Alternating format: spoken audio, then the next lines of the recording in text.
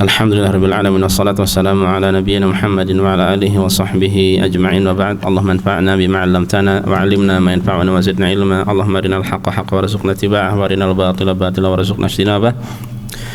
Rabbi shrah li sadri wa yassir li amri wahlul 'uqdatam min lisani yafqahu qawli. Para jemaah sekalian, a'azzanillahu wa iyyakum. Insyaallah pada kesempatan kali ini kita akan menerjemahkan khutbah Jumat yang disampaikan oleh Syekh Abdul Wahid hafizahullah, oleh khatib tadi. Ini liburan panjang, biasanya kalau liburan panjang Syekh Abdul Wahid safar ya. Dan tadi disampaikan oleh pengganti dari beliau ya. Di mana pada kesempatan kali ini khatib menyampaikan sebuah khutbah berkaitan dengan ketaatan pada Allah dan Rasulnya sallallahu alaihi wasallam. Setelah khatib memulai khutbahnya dengan pujian pada Allah dan salat pada Rasulullah sallallahu alaihi wasallam, beliau menjelaskan bahwa setiap kebaikan yang ada di atas muka bumi ini, maka sebabnya adalah karena ketaatan pada Allah dan Rasulnya.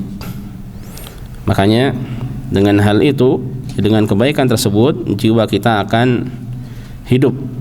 Ya, Allah Subhanahu wa taala mengatakan di dalam surat Al-Anfal, ya ayyuhalladzina amanu stajibu lillahi walir rasul idza da'akum lima yuhyikum. Wahai orang-orang yang beriman, penuhilah seruan Allah dan Rasul dan seruan Rasul apabila dia, yaitu Rasul, menyeru kalian ya, untuk melakukan sesuatu yang dapat menghidupkan kalian. Atau lebih tepatnya kita artikan, wahai orang-orang yang beriman, penuhilah ya seruan Allah dan Rasul apabila dia menyerumu kepada sesuatu yang dapat memberikan kehidupan kepadamu atau kepada kalian. Ibnu Qayyim rahimahullah mengatakan, wa man tadabbara al-alam wa syurur al-waqi'ah fihi alima anna kulla syarrin fil alam sababuhu mukhalafatur rasul wal khuruju an ta'atih. Siapa yang mentadabburi alam semesta ini ya, kemudian dia merenungi keburukan-keburukan dan kejahatan yang terjadi padanya, maka dia akan mengetahui bahwa segala keburukan dan kejahatan yang terjadi di atas muka bumi ini sebabnya adalah karena menyelisihi Rasul ya, karena keluar dari ketaatan pada Rasulullah sallallahu alaihi wasallam. Makanya siapa yang bersegera mengijabahi perintah atau seruan Allah dan Rasulnya, ya, dia akan mendapatkan keimanan, dia akan mendapatkan keberuntungan dari Allah Subhanahu wa taala ya. Makanya syiar ataupun moto orang-orang yang beriman adalah sami'na wa ta'na. Allah mengatakan di dalam surat An-Nur, innama kana qaulal mu'minina idza du'u ila Allahi wa rasulihi liyahkuma bainahum an yaqulu sami'na wa ata'na wa ulaika humul muflihun. Sesungguhnya hanyalah ucapan orang-orang yang beriman ketika mereka diseru kepada Allah dan Rasulnya agar Rasul menjadi pemutus perkara di tengah mereka, ya, ucapan mereka adalah sami'na wa ata'na, kami mendengar dan kami taat. Wa ulaika humul muflihun, dan mereka itulah orang-orang yang beruntung ya. Jadi ini adalah moto orang-orang yang beriman ya, kami mendengar dan kami taat. Dan bagi orang yang seperti itu, maka mereka mendapatkan al-falah atau keberuntungan dari Allah Subhanahu wa taala. Syekhul Islam Ibnu Taimiyah rahimahullah mengatakan ya, yaitu setiap seseorang itu dia mengikuti Nabi Muhammad sallallahu alaihi wasallam ya, setiap dia lebih mengikuti Nabi Muhammad sallallahu alaihi wasallam, maka tauhidnya kepada Allah itu akan semakin besar dan dia akan semakin ikhlas, semakin tulus ya dalam melaksanakan ketaatan, dalam melaksanakan agama ini. Ya, sebaliknya apabila dia jauh dari mengikuti Rasul sallallahu alaihi wasallam, maka agamanya akan berkurang ya, sesuai dengan jauhnya dirinya dari ketaatan pada Nabi Muhammad sallallahu alaihi wasallam ya. Kemudian sebagaimana Khatib menjelaskan bahwasanya para sahabat dahulu mereka telah mendapatkan keutamaan, kemuliaan, ya, karena mereka dahulu begitu cepat dalam mengijabahi seruan Allah dan Rasulnya, ya, makanya Allah Subhanahu wa taala semakin tinggikan derajat mereka. Ya, sebagai contohnya ketika mereka diperintahkan untuk mengarahkan atau merubah arah kiblat yang awalnya dari Baitul Maqdis menuju ke Al-Ka'bah Al-Musyarrafah, maka ketika mereka mendengar perintah tersebut, ya, padahal mereka sedang di dalam sedang salat, mereka langsung rubah, ya, arah salat mereka, awalnya dari Baitul Maqdis kemudian langsung menuju ke Ka'bah Al-Musyarrafah, ya. Dan mereka tidak menunda hingga selesai salat baru kemudian untuk salat selanjutnya baru dirubah, ya, tidak demikian. Atau demikian pula ketika Nabi SAW memotivasi mereka untuk bersedekah, memotivasi mereka untuk mengerahkan harta-harta mereka, maka mereka langsung bersegera, ya. Umar bin Khattab radhiyallahu taala anhu sebagaimana kita ketahui mengeluarkan separuh dari hartanya. Bahkan Abu Bakar As-Siddiq menginfakkan hartanya seluruhnya, ya. Dan Allah Subhanahu wa taala menurunkan firman-Nya, lan tanalul birra hatta tunfiqu mimma tuhibbun, dan kalian tidak akan mendapatkan kebajikan hingga kalian menginfakkan, ya, harta yang kalian cintai, yang kalian sukai, ya. Jadi bukan harta-harta, bukan benda-benda yang sudah tidak kita pedulikan, ya, namun dari harta-harta yang kita cintai. Nah, ketika ayat ini turun, maka Abu Talhah langsung datang kepada Nabi SAW dan mengatakan, "Wahai Rasulullah, sesungguhnya harta yang paling aku cintai adalah Bayruha, ya. Dan sungguhnya Bayruha tersebut menjadi sedekah lillahi ta'ala, ya." Bayruha, apa itu Bayruha? Bayruha itu kebun yang di dalamnya ada sumurnya, yang kalau tidak salah berhadapan dengan Masjid An-Nabawi pada saat itu, ya. Makanya di bagian tertentu sekarang dengan perluasan Masjid Nabawi ada tempat tertentu, ada ubin tertentu yang disitulah tanah ataupun kebun milik Abu Talhah ini, ya. Jadi ikhwah sekalian, di Madinah ada sumur-sumur yang terkenal, ada 7 sumur yang terkenal, airnya itu Masya Allah, airnya manis, airnya sedap. Nah, Rasulullah SAW dahulu, ya, sering masuk ke Bayruha ini, ya. Di situ ada sumur juga. Nah, beliau meminum dari sumurnya. Nah, kalau antum masuk ke situ, maka ada ubin, ada bulatan. Nah, itu ditanda itulah tempat dulu Bayruha punya, atau kebun punya siapa? Punya Abu Talhah ini. Ya, demikian pula kalau antum di Kuba, ada namanya Bi'ru Aris, ya, ada sumur Aris, ya. Ada sumur Aris. Nah, di situ juga ada di luar, tapi ya di luar, ya, ke arah dekat arah kiblat, ya. Di situ ada bulatan juga, yang di situ adalah dahulu tempat Bi'ru Aris, yaitu sumur di mana cincin Rasulullah SAW ketika dipakai oleh Utsman jatuh, ya. Kemudian ketika dicari tidak ditemukan lagi. Dan ada sumur-sumur yang lainnya. Utsman juga punya sumur Bi'ru Rumah dan lain sebagainya. Nah, ini punya Abu Talhah namanya Bayruha, ya. Sebagaimana para sahabat dahulu, ya, radhiyallahu ta'ala anhum, ketika mendengar Nabi SAW melarang dari perbuatan-perbuatan tertentu atau ucapan-ucapan tertentu, mereka tidak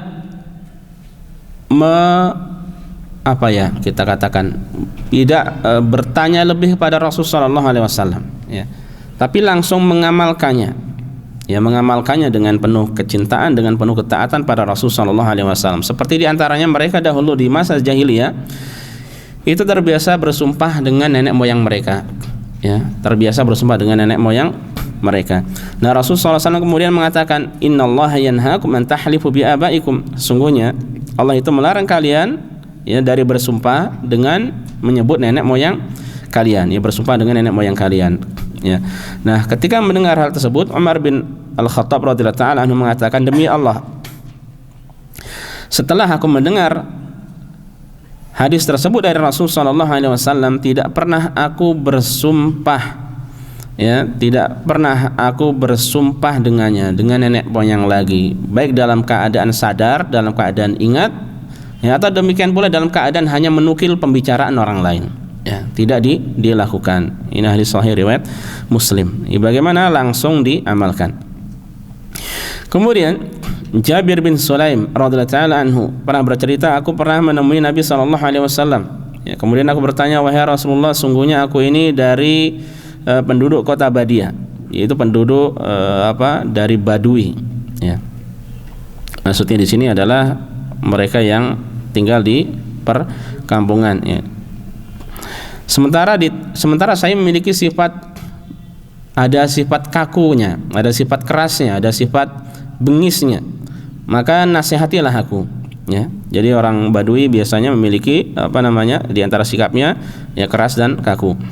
Ya, kemudian Rasulullah SAW menasihatinya ketika dia meminta wasiat pada Rasul.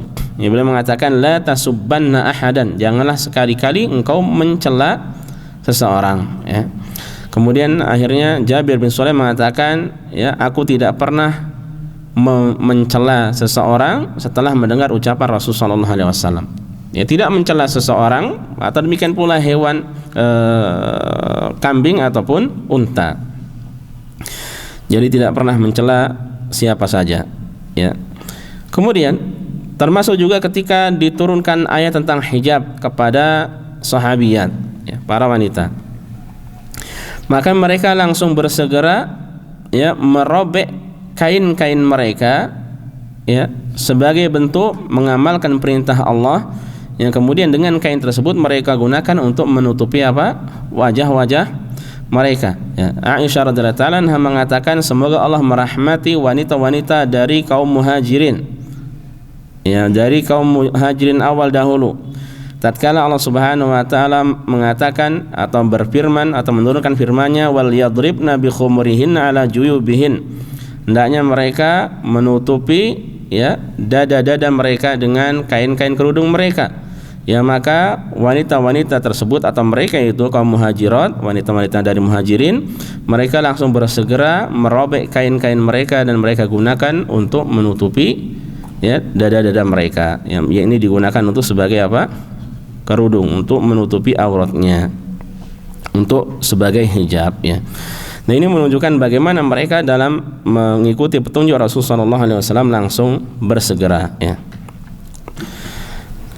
Dan mereka dahulu, kata khatib, ketika mengikuti Nabi SAW, baik dalam melaksanakan perintah atau meninggalkan larangan, yaitu karena penuh keimanan, ya, penuh keyakinan yang kuat, ya, bukan karena terpaksa, bukan karena gitu, ya, tidak, ya, bukan karena hal buruk, tidak, tapi karena penuh keimanan, ya. Rafi' bin Khudaij marah mengatakan, ya, Rasulullah SAW pernah melarang kita dari sesuatu yang dahulu kita lihat itu bermanfaat bagi kita. Namun kata beliau, taat pada Allah dan Rasulnya itu jauh lebih bermanfaat bagi kita daripada perkara tersebut. Ya. Jadi mereka dahulu melakukan sesuatu, ya, perbuatan-perbuatan tertentu yang mereka pandang itu ada manfaatnya, tapi yang lebih bermanfaat, kata Rafi', adalah taat pada Allah dan Rasulnya. Makanya khatib kemudian menyebutkan, ya, bahwa ketaatan pada Allah dan Rasulnya ini berarti bentuk perwujudan, ya, terhadap dua kalimat syahadat, ya, berarti mengamalkan, bentuk pengamalan terhadap dua kalimat syahadat. Selain itu juga taat pada Allah dan Rasulnya merupakan kesempurnaan dalam menghambakan diri pada Allah, ya, menghambakan diri pada Allah Subhanahu wa ta'ala. Di mana apabila kita atau telinga kita mendengar perintah, ya, maka kita bersegera melaksanakan, ya, dalam keadaan senang, dalam keadaan berbahagia, ya, dalam keadaan kita senang karena Allah telah memberikan petunjuk kepada kita, ya, untuk melakukan perkara tersebut atau perintah tersebut. Sebaliknya, seandainya itu merupakan larangan, ya, maka hendaknya kita berusaha untuk menjauhinya, berusaha untuk meninggalkannya, dan kita yakin bahwasanya di balik itu ada madaratnya, ada keburukannya.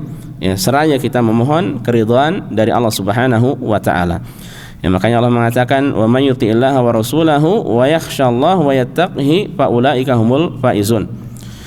Maka barang siapa yang taat pada Allah dan Rasulnya dan dia takut pada Allah dan bertakwa padanya, maka mereka itulah orang-orang yang beruntung. Mereka itu adalah orang-orang yang menang, ya. Di mana Allah Subhanahu wa taala menjelaskan bahwa kemenangan itu digapai dengan taat pada Allah, ya, takut pada Allah dan bertakwa kepada Allah Subhanahu wa taala. Kemudian para jamaah azanillahu wa iyyakum, sebagaimana khatib menerangkan di khutbah yang kedua bahwa manusia yang paling sempurna kehidupannya adalah yang paling sempurna dalam melaksanakan perintah Allah Subhanahu wa taala. Ya, manusia yang paling sempurna kehidupannya adalah yang paling sempurna dalam melaksanakan perintah Allah. Ya, dan siapa dari kita atau dari seseorang yang terlewatkan yang dirinya dari melaksanakan perintah Allah, berarti ada yang kurang dari kehidupannya, ya. Dan siapa yang tidak mengijabahi perintah Allah, sebaliknya dia malah mengijabahi perintah selain Allah, ya, dari makhluk, maka Allah pasti akan menghinakannya. Ya, maka Allah pasti akan menghinakannya. Makanya Allah Subhanahu wa taala telah memberikan peringatan pada kita semuanya, jangan sampai kita bermaksiat pada Allah Subhanahu wa taala. Allah berfirman di dalam surat An-Nur, "Falyahdharil ladzina yukhalifuna an amrihi an tusibahum fitnatun aw yusibahum adzabun alim." Ya, hendaknya orang-orang yang menyelisihi perintahnya, ya, hendaknya khawatir, hendaknya takut, ya, tatkala dia tertimpa fitnah atau dia tertimpa azab yang pedih. Ya, ini ancaman dari Allah Subhanahu wa taala. Tahdzir, peringatan, jangan sampai menyelisihi perintah Allah Subhanahu wa taala, ya. Abu Bakar As-Siddiq radhiyallahu taala anhu, beliau pernah mengatakan, aku tidak pernah meninggalkan sesuatu yang pernah diamalkan oleh Rasul sallallahu alaihi wasallam, ya. Jadi ketika ada sesuatu yang Rasul amalkan, maka beliau segera mengamalkannya. Sesungguhnya aku khawatir seandainya aku meninggalkan sesuatu dari perintahnya, ya, aku khawatir akan menyimpang, ya, aku khawatir akan sesat, ya. Ini kata Abu Bakar As-Siddiq radhiyallahu taala anhu, ya. Makanya para jamaah sekalian azanillahu wa iyyakum, ini menunjukkan bagaimana para sahabat dahulu dalam taat pada Allah, dalam melaksanakan perintah Allah dan dalam menjauhi larangan Rasul sallallahu alaihi wasallam, ya, mereka bersegera, ya, dan tugas kita adalah berusaha untuk mencontoh mereka, ya. Meskipun kita tidak bisa maksimal dalam menyerupai mereka, namun hendaknya kita berusaha untuk terus menyerupai, karena menyerupai orang yang baik adalah kebaikan, ya. Sebaiknya menyerupai orang yang buruk adalah keburukan, ya. Ini nasihat beliau kurang lebih khatib pada kesempatan kali ini, semoga bermanfaat bagi kita semuanya. Wallahu ta'ala a'lam wa sallallahu ala nabiyyina Muhammad wa sallama tasliman katsira.